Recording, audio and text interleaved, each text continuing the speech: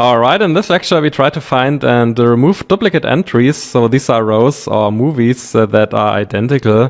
And in our movies data set, identifying duplicates is an easy task because here we have a clear identifier column.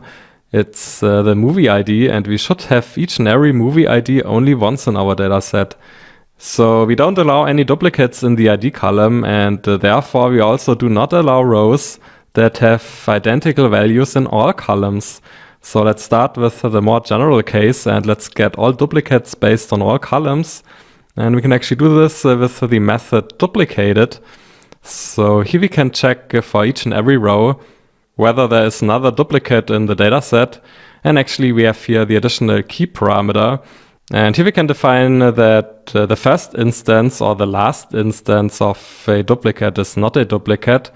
Or alternatively, we can also pass false, and this means that all instances of a duplicate are deemed to be duplicates, and that's exactly what we're doing here. So here we are creating a Boolean series indicating whether a row is a duplicate or not, and then we are filtering df. So first of all, let's have a look here. And these are actually all duplicated or duplicate rows. And actually it makes sense to sort them by the ID. So we would suspect that also the ID is identical for those duplicates. And here we have the first pair of duplicated rows. So we have the ID 5511. And all values or all columns are here identical. So this is a clear duplicate.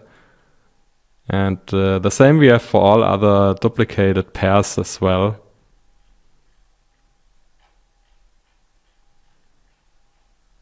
And actually now we can drop one instance of a duplicate with drop duplicates, and we keep by default the first. So this makes sense, and it doesn't matter whether we keep the first or the second instance of the duplicate.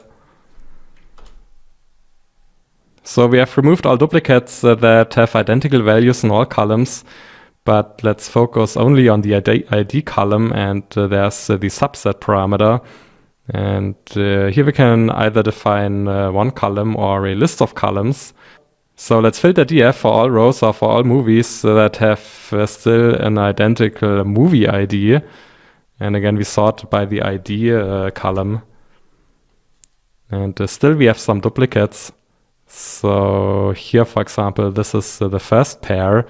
And we can see that most of the columns are identical, but here we have a difference in the popularity. But nevertheless, we could or should conclude that this is a duplicate, and we should remove one instance here.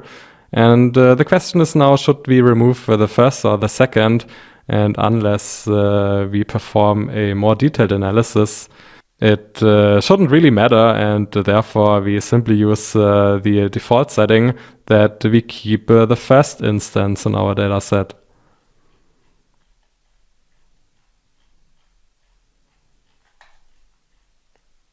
So let's remove all duplicates by the ID column.